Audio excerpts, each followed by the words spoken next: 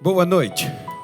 Sente-se no seu lugar e abra a sua Bíblia no Evangelho de São Marcos, capítulo 2, por favor. Versículo de número 18, onde vamos começar. Ora, os discípulos de João e os fariseus jejuavam, e foram e disseram-lhe: por que jejuam os discípulos de João e os dos fariseus, e não jejuam os teus discípulos? Jesus disse-lhes: podem porventura os filhos das bodas jejuar, enquanto está com eles o esposo? Enquanto tem consigo o esposo, não podem jejuar, mas dias virão em que lhes será tirado o esposo, e então jejuarão naqueles dias. Ninguém costura remendo de pano novo em veste velha, porque o mesmo remendo novo rompe o velho, e a rotura fica maior. E ninguém põe vinho novo em odres velhos. Do contrário, o vinho novo rompe os odres, e entorna-se o vinho, e os odres estragam-se. O vinho novo deve ser posto em odres novos. Digam graças a Deus. Agora pergunta o seu vizinho: que tipo de odre você é, novo ou velho? Agora responda você mesmo para mim: qual odre você é, novo ou velho? Porque veja bem, se nós somos um odre, e esse odre é velho, coisas novas nunca irão acontecer conosco. Lembre-se do que eu vou te dizer: o ser humano é um espírito, esse espírito mora num corpo, ele tem uma alma. Por isso que em Romanos 12, versículo de número 2, o Senhor Deus fala com a igreja de Roma, através do apóstolo Paulo, para que eles não se conformassem com o sistema, com o mundo, mas transformassem pela renovação do entendimento. Quando eles estavam no mundo sem Deus, ok, tudo bem, normal, o que vier e o que for feito está feito.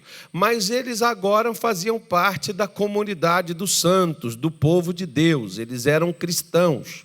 Eles então teriam que ter informações novas, diferentes daquelas que levou eles a viver o tipo de vida que eles levavam até então. A partir dali, eles teriam que ter uma renovação. E essa renovação começaria aonde? No seu entendimento. Onde é que está o meu entendimento? Na minha capacidade, irmão, de perceber, compreender e entender. Quando é que eu vou ter coisas novas na minha vida? Quando tiver mudado o que eu penso, o que eu sinto, o que eu faço, o que eu sou.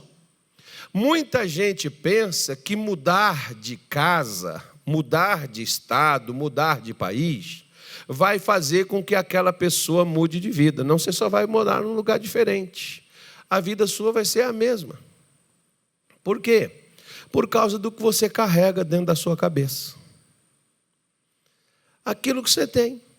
Tem gente que muda de igreja, mas continua sendo os mesmos crentes.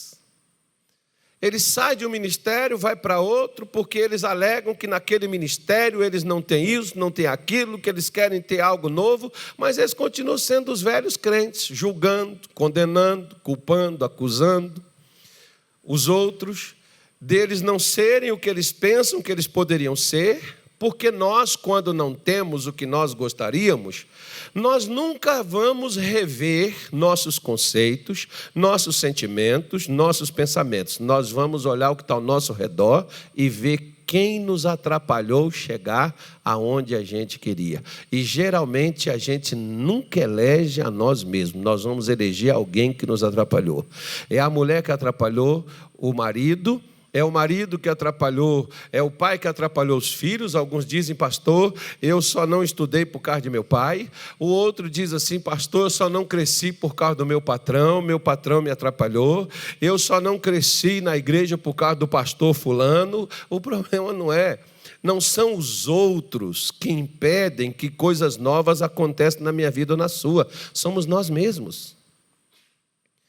Essas pessoas, por exemplo, que Jesus, quando você pega esse capítulo de número 2 de Marcos, você vai ver, por exemplo, as pessoas questionando Jesus o tempo todo.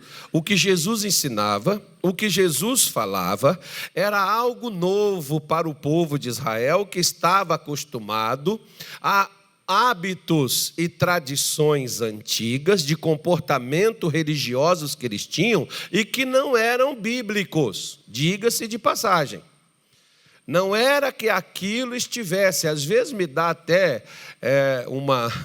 uma indignação quando eu ouço alguns pastores falarem assim: Moisés deu a lei para o povo. Não foi Moisés que deu a lei, gente, quem deu foi Deus que escreveu na pedra e Moisés levou. Moisés entregou algo que Deus estava dando. Aqueles ensinamentos não vieram de Moisés, vieram de Deus. Agora, imagine bem, aquilo que tirou Israel do Egito foi o poder de Deus. E o que queria tirar o Egito de dentro de Israel? Eram as palavras que Deus deu a Moisés. O povo recebeu aquelas palavras? Por que eles morreram no deserto? Por que eles não entraram em Canaã? Porque eles não receberam as palavras que foram enviadas a eles. Você quer ver só? Capítulo 2 de Hebreus. Abra aí na sua Bíblia. Se não for o 2, é o 3, mas para mim seja o 2. Temamos, pois, que porventura deixada a promessa de entrar no seu repouso, pareça que alguns de vós fiquem para trás. Porque também a nós foram pregadas o quê? As boas novas, como a eles, mas a palavra da pregação nada lhes aproveitou, porquanto não estava misturada com a fé naqueles que a ouviram. Porque nós, os que temos crido, entramos aonde? No repouso, tal como disse: assim jurei na minha ira, que não entrariam no meu repouso, embora as suas obras estivessem acabadas desde a fundação do mundo. Então vamos parar aqui, irmão. O repouso é o quê? O repouso não é quando a gente morre, não, gente. O repouso é quando nós recebemos a palavra de Deus, quando nós recebemos a direção de Deus para a nossa vida. Isso acalma o nosso coração de tal forma que mesmo que você enfrente a adversidade nesse mundo, você não entra em desespero. Por quê? Porque a palavra de Deus dada a mim e a você é a regra de vida que Deus tem para nós. E se é aquilo que Deus determinou para nós, por que nós iremos ficar preocupados, agitados, ou por que nós iremos ficar inseguros? Deus vai cumprir o que Ele falou. O maior temor do povo de Israel era não chegar à terra de Canaã, mas antes de Deus tirá-los do Egito, a promessa de Deus foi a terra para eles. O céu para o cristão não começa quando ele morre, o céu para o cristão começa quando ele crê. Por quê? Porque quando você crê, você passa da morte para a vida. Você não tem mais medo da morte. Por que os crentes têm medo de morrer? Tem crente que tem, irmão, basta ficar doente. Pastor, por favor, vem cá orar por mim, eu não quero morrer não. Claro, eu, por exemplo, não quero morrer, mas a morte não pode exercer sobre a minha vida um pavor, porque se a morte me apavora, então eu não creio na ressurreição, eu não creio que Cristo irá me ressuscitar, não, eu vou ter medo. Um dia, por exemplo, hoje eu estava até me lembrando, um dia, por exemplo, um camarada chegou e falou assim comigo: olha, eu vou viajar e sexta-feira eu vou estar de volta. Se eu voltar aqui, se você estiver aí, eu vou afundar você na bala nesse altar. Como é que eu fiquei, ó. E sexta-feira, onde é que eu estava? Estava lá no altar de novo. Por quê? Ele não pode matar quem já está morto.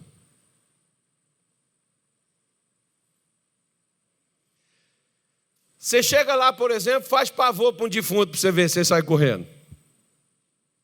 Ele está morto. Você está morto para as coisas do pecado, para as coisas da vida, para as coisas do mundo. Você está morto. Aquilo não te incomoda, aquilo não vai te amedrontar, aquilo ali não vai te espantar. Mas se você não estiver, vai te apavorar tudo o que você perdeu o controle. Nem sempre você vai estar no controle de sua vida, irmão. A sua vida tem que estar no controle de Deus, e é por isso que nós ficamos inseguros, e é por isso que nós tememos. E é por isso que o povo de Israel, por exemplo, eles não tiveram a condição de entrar na terra de Canaã, embora a palavra que fez com que os outros entrassem, foi a palavra que foi dada para eles, ou seja, não foi Deus que falhou, quem falhou foi eles. Às vezes tem pessoas, por exemplo, que elas não recebem a palavra que Deus envia a elas. E elas pegam e viram e dizem assim, como um tom acusador: por que Deus deixou acontecer isso comigo? Por acaso, o que você fez com a palavra que Deus te enviou?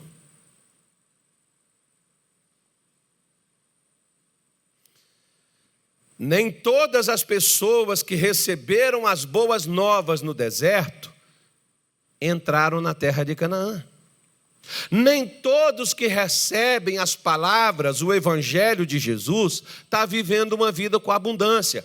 Por quê? Porque Deus faz acepção de pessoas? Não, mas as pessoas fazem acepção do que elas recebem de Deus. Quando? Quando elas não se tornam um odre novo. Quando você tem aquela velha concepção do teu passado, que você diz assim: eu sou desta maneira, quando eu vim para a igreja eu já era desse jeito, eu não vou mudar porque pastor está pregando, eu não vou fazer isso porque a igreja quer que eu faça. Você precisa entender uma coisa: eu não concordo que a igreja dirija a vida das pessoas, mas eu não posso concordar que uma pessoa se discorde da palavra de Deus. Por quê? Porque a palavra é dele, não é da igreja. Se o que a igreja me exige que eu faça é a palavra de Deus, mesmo que eu não aceite, mesmo que aquilo seja algo que me confronte, porque um dos maiores erros uma das maiores dificuldades que o povo nos tempos de Jesus tiveram foi justamente de ouvir sua mensagem, porque a mensagem de Jesus confrontava. E confrontava o quê? Não confrontava os romanos que dominavam o povo de Israel. Confrontavam o tipo de comportamento que Israel tinha perante a Deus. Confrontava a religiosidade, porque você vê aqui, por exemplo, olha, que nós podemos, o jejum é uma atividade espiritual. Toda atividade espiritual pode se tornar uma atividade religiosa, como, por exemplo, vir para a igreja é uma atividade espiritual, mas pode se tornar uma atividade religiosa. Quando você vem para a igreja para cumprir o papel, você vem para a igreja para cumprir. Não, eu preciso ir na igreja hoje porque eu não fui ainda, né? Eu tenho que ir lá, que eu tenho que levar o dízimo, eu tenho que levar a oferta, eu tenho que participar do culto, eu tenho que ir lá para poder participar da reunião. Não, você tem que vir para a igreja para ouvir a palavra de Deus. Você tem que vir para a igreja com fome de Deus, com sede de Deus. Você tem que vir para a igreja para cultuar a Deus. Você não pode vir para a igreja por vir, porque se você vem para a igreja por vir, você está apenas fazendo uma atividade religiosa. E o que isso vai acrescentar na sua vida? Nada. Você vai viver anos e anos e a sua vida vai ser sempre a mesma dentro da igreja. Eu já encontrei pessoas, por exemplo, aqui dentro desta igreja, por exemplo, eu encontrei pessoas que estavam há 30 anos com um demônio no corpo delas e elas estavam aqui dentro dessa igreja. Elas não saíram daqui. Você acha que o demônio está preocupado de você sair da igreja? Não, ele quer deixar você dentro da igreja, mas desde que você seja morto. Desde que você não feda nem cheira, perdoa a expressão da palavra. Desde que você não mude, não faça nada na vida de ninguém, desde que a sua vida seja um inferno, desde que você seja até um mau exemplo para os seus familiares não se converterem, porque tem muita gente da nossa família que não se converte, não é porque os demônios seguram, é porque nós envergonhamos a palavra de Deus dentro da nossa casa. Por quê? Porque nós estamos dentro da igreja, mas o nosso comportamento é de pecador do mundo. Nós somos crentes de carteirinha. Nós temos um pé dentro da igreja e outro pé no pecado. Eles sabem, eles veem, porque quem convive conosco não nos escuta, mas nos vê todos os dias. Quem convive conosco sabe como nós reagimos. Quem convive conosco escuta o que nós falamos, tanto de Deus ou de outras coisas. Então nós não temos, se nós não recebemos a palavra, as boas novas, se nós não recebemos o evangelho, aquilo que Deus traz a nós, como Deus trouxe a eles, Deus tinha o descanso estava na palavra que Deus estava enviando. A cura está na palavra, a salvação está na palavra, o perdão está na palavra, o sucesso está na palavra, a libertação está na palavra. Conhecereis a igreja da graça e a igreja da graça vos libertará. Conhecereis o quê? E o que a verdade faz? Pastor, eu leio a Bíblia, mas eu não consigo me libertar. Por quê? Porque você ainda é um odre velho, ou seja, você ainda vive da velha maneira. Você quer ter coisas novas com a bagagem velha, ou seja, eu preciso jogar fora as coisas velhas para que haja lugar para colocar as novas. Vou falar uma coisa que as mulheres entendem bem. Geralmente o homem é relaxado nesse negócio.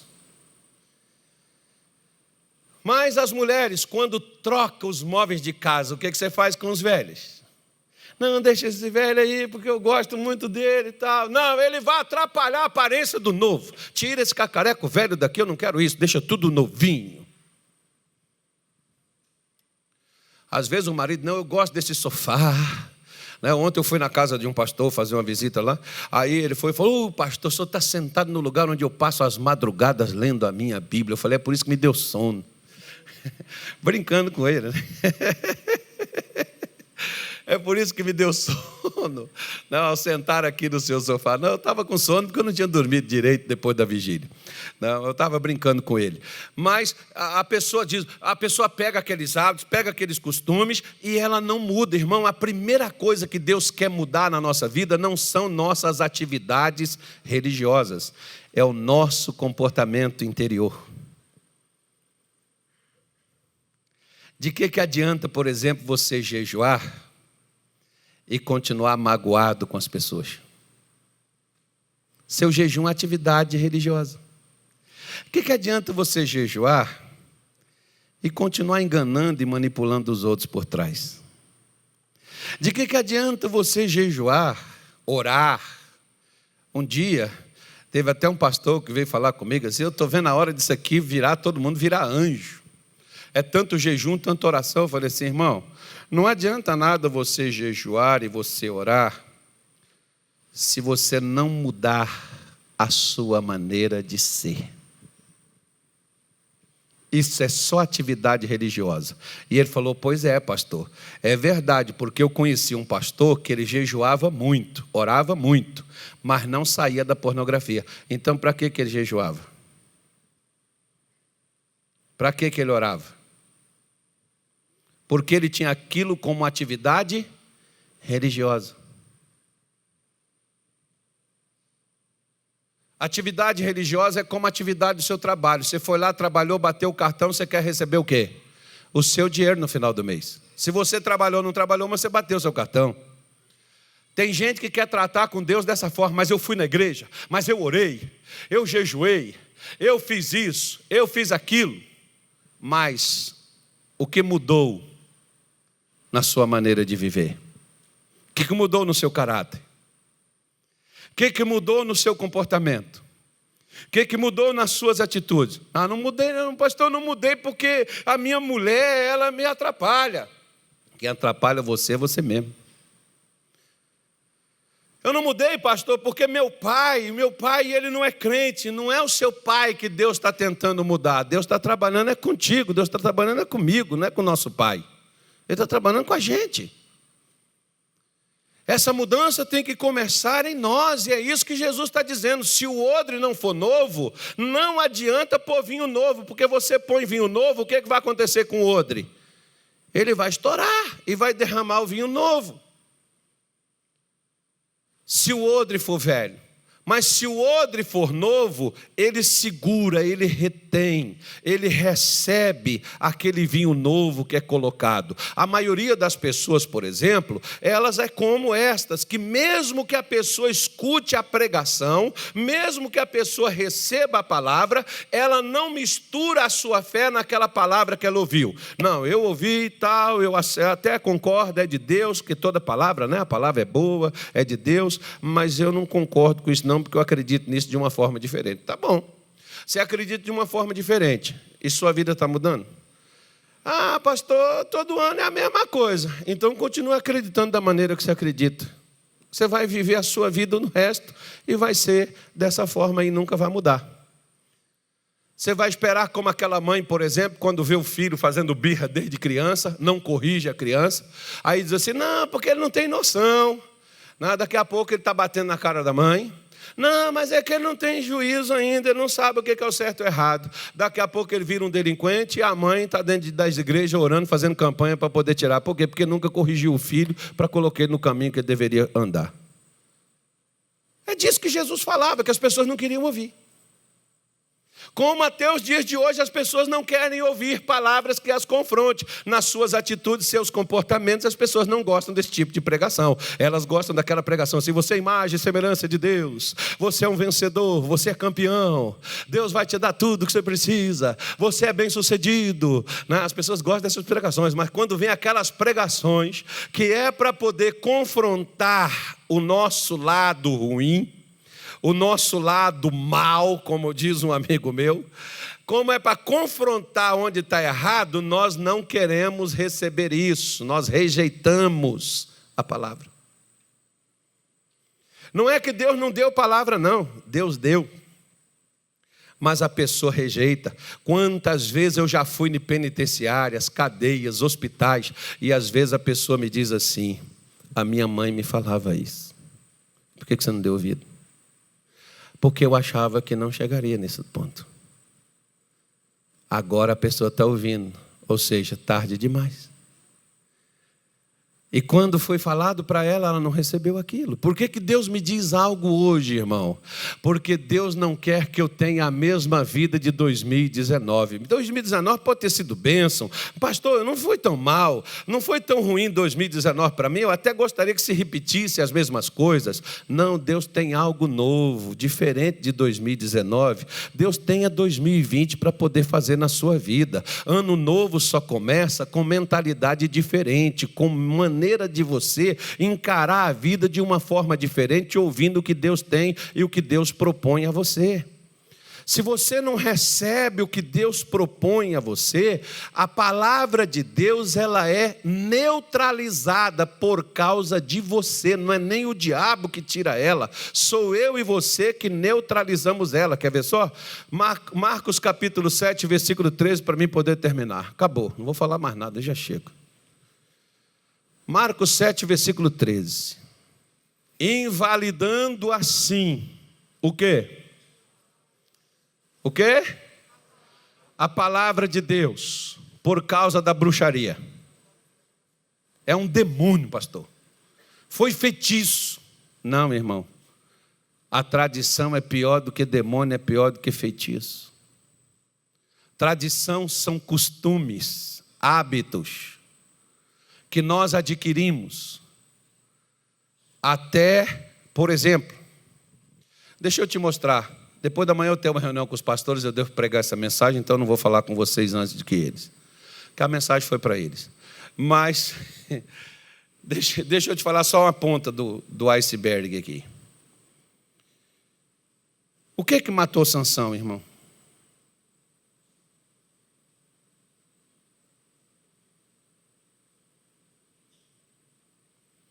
O que matou Sansão? Foi Dalila? Foi o cabelo que cortaram dele? O que matou ele? O que matou ele? O que matou ele? Bora, vamos raciocinar aqui.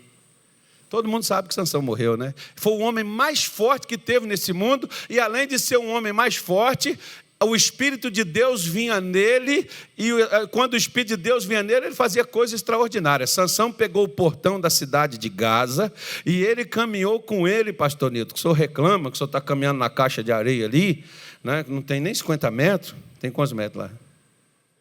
100 metros. Pois é, o senhor devia levar essa caixa amanhã e caminhar com ela na cabeça. Porque isso aí não dá no portão de Gaza. Então, se o senhor tivesse com raiva, o senhor arranca aquele portão ali, leva ele nas costas, depois chegar e põe de novo.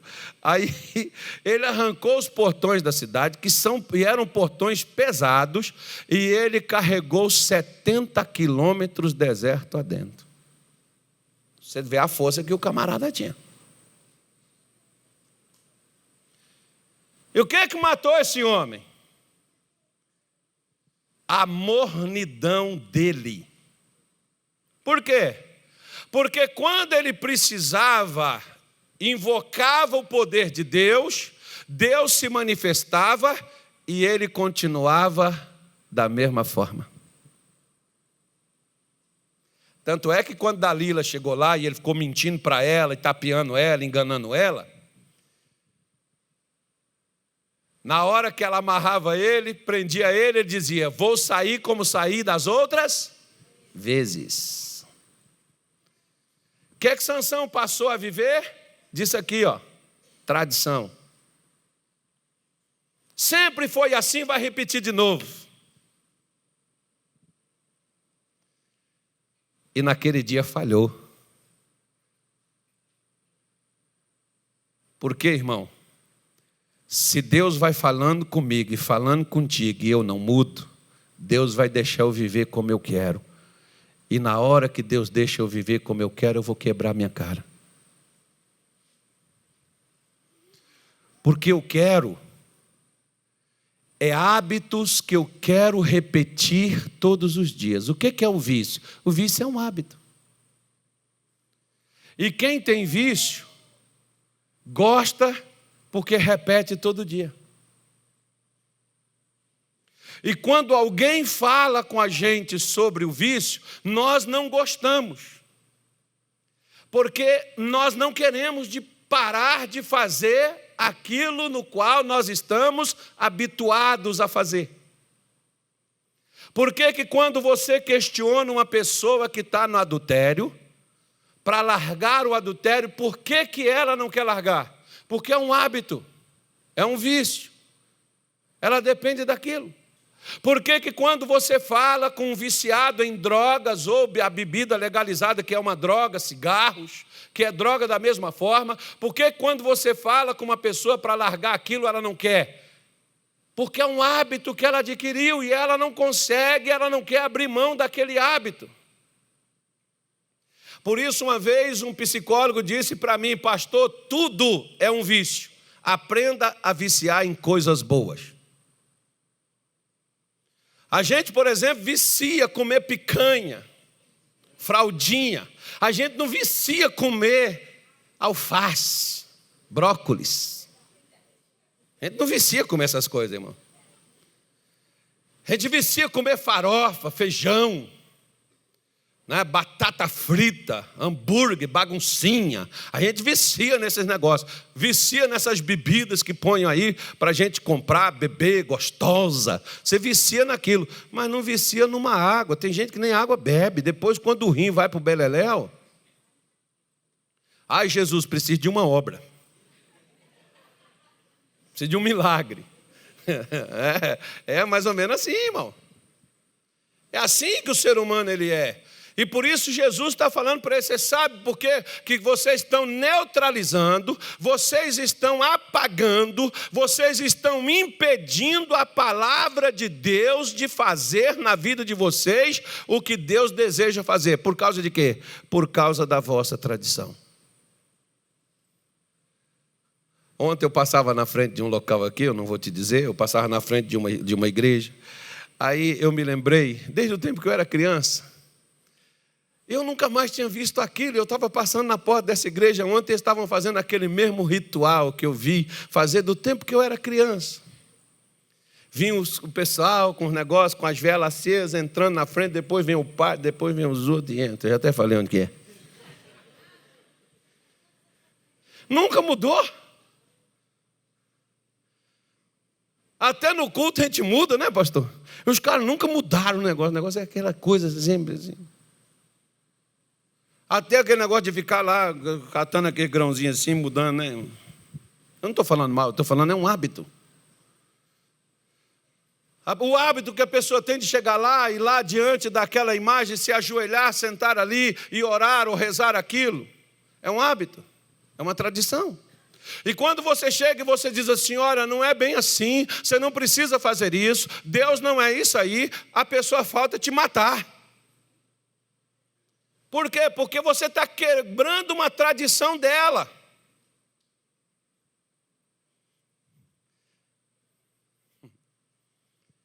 Eu fiz isso a minha vida toda. Os meus avós fizeram isso, meus tataravós fizeram, meus pais fizeram. Agora estão dizendo que eu não devo fazer. Não estão dizendo que você deve fazer, estão dizendo que isso não vai mudar a sua vida. Se você quiser fazer, você faça. Mas isso não vai trazer nada novo. Eu preciso todos os dias querer, eu preciso desejar, até mesmo na vida cristã. Se você se der por satisfeito, você nunca mais vai ter coisas novas, porque você invalida Deus na sua tradição.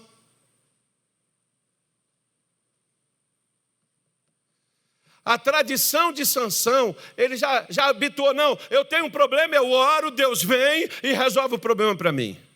Até a oração para Sansão se tornou uma tradição. Você sabe uma coisa que me dá indignação? A mim mesmo. É quando eu sinto a vontade de orar para resolver problema. Por quê? Porque oração não é para a gente resolver problema, oração é para a gente ter comunhão com Deus. Tem crente que só ora para poder resolver problema. Só anda na quinta marcha, porque eu preciso disso, porque eu preciso daquilo. Só chega diante de Deus, parece que Deus é só uma porta de escape para Ele. Deus não é um pai, Deus não é um Senhor, não há um relacionamento com Ele, não há intimidade com Ele, não há comunhão com Ele.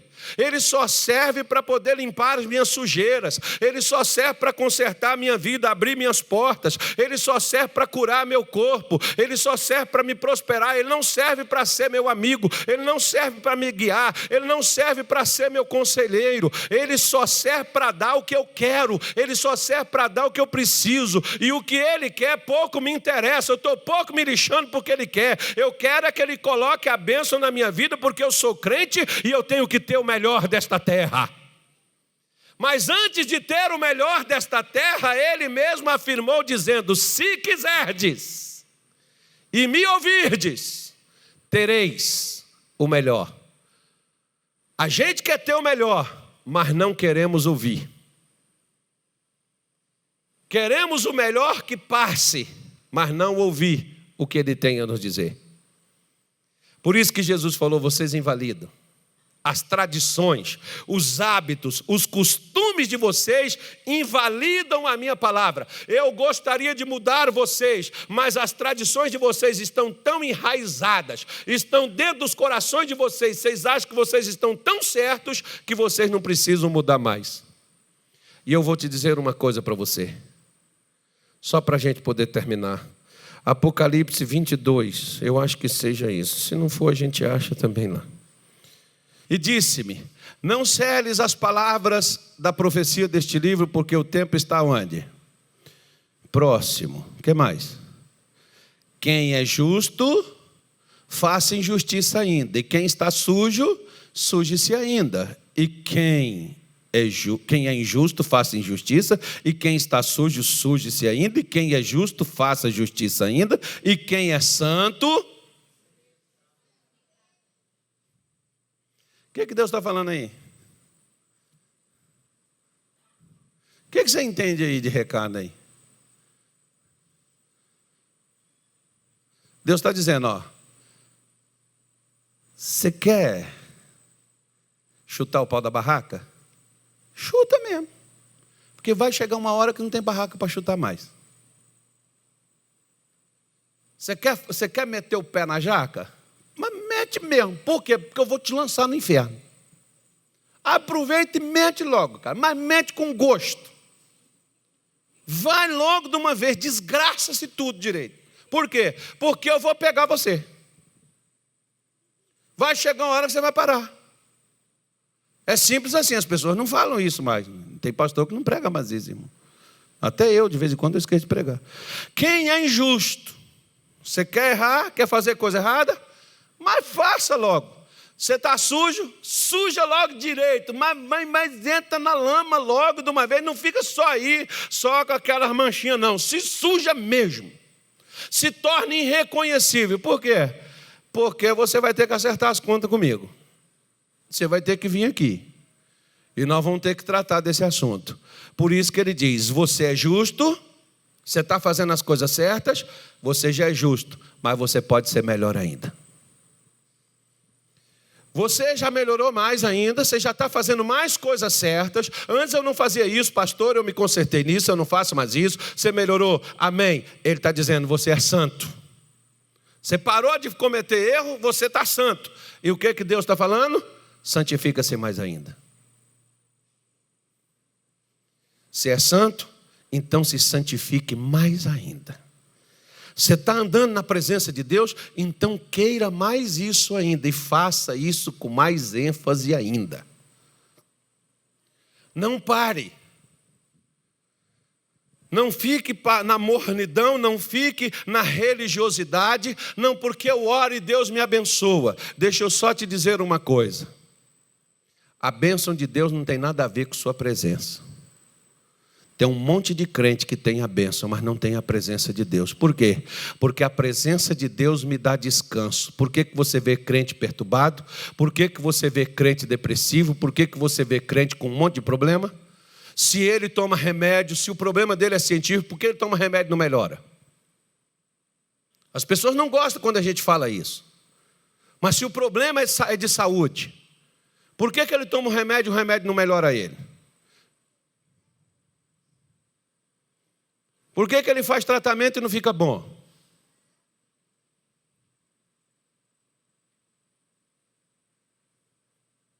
As pessoas não gostam quando a gente toca nesse assunto. Mas é uma grande realidade.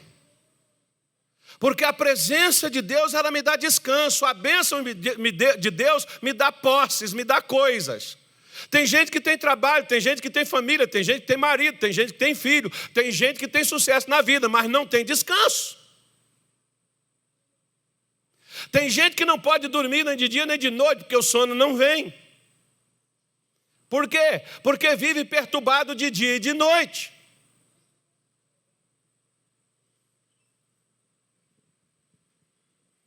E por que está? Porque invalida a palavra de Deus. Se é crente, invalida. Porque a palavra que Deus manda para mim é para me dar repouso, é para me dar sossego, é para me dar descanso. A palavra que Deus manda para mim não é para me bitolar num crente fanático religioso, ativista religioso. A palavra que Deus manda para mim é para me sarar, é para me motivar, é para me dar vitória, é para abrir minhas portas, é para me tranquilizar. A palavra que Deus manda para mim é para controlar e dominar a minha vida e tornar a minha vida um motivo de viver e mostrar a outros que existe solução também para eles, porque Deus ainda é o mesmo de ontem, de hoje será para todo sempre, Ele não muda. Ele é o Senhor. Mas se nós não somos odres novos, nós não recebemos coisa nova. Mas pastor, eu sou assim, amém, mas quem está na igreja da graça, nova criatura é, amém gente? Amém nada, quem está em Cristo, repita comigo, quem está em Cristo, nova criatura é. As coisas velhas passaram e tudo se fez novo. Fala para o seu colega aí, sua pessoa que está do seu lado aí, essa irmã, esse irmão, seu marido, seu colega, essa esposa, seu namorado, esse pretendente, não sei quem. Fala para essa pessoa e diz para ela assim: olha, Deus quer fazer tudo novo na sua vida. E vai começar agora em fevereiro. E você vai escutar muitas vezes o pastor pegar no seu pé. Mas você vai contar coisa nova aqui. Amém? Porque eu vou pegar no seu pé. Isso é uma coisa que eu não tenho medo de fazer, irmão. Pegar no pé de crente. Depois eles ficam com raiva da gente, mas depois eles agradecem. Quanto chega para mim, o pastor não gostava do senhor, mas aquelas palavras que o senhor falava tocavam meu coração. As palavras não são minhas, as minhas não tocam, as de Deus tocam. E quando a pessoa recebe a palavra de Deus muda ela. Por melhor que você seja, você pode melhorar ainda. É o que Jesus falou ali. Ah, já está bom, mas pode ser melhor, irmão. Mas melhorou, pode ser extraordinário. Agora eu estou vivendo de uma forma extraordinária. Acho que tem alguma coisa depois de extraordinário. O que é? Não sei. Vamos perguntar ao Google. O Google é bom que o Google responde tudo, né? Esse dia chegou uma pessoa lá em casa, ela não pediu oração, né? Aí ela com o dente doendo e tal. Aí eu estou vendo minha mulher fazendo um chá lá. Eu fiz um chá, o que é isso? Ela foi e falou. Eu falei, para que é isso? É porque a fulana está com o dente doendo. E quando a minha mulher pegou o negócio, botou dentro do dente dela, o dente parou de doer na hora. Eu falei com a minha mulher, onde é que você aprendeu? Ela falou, o Google.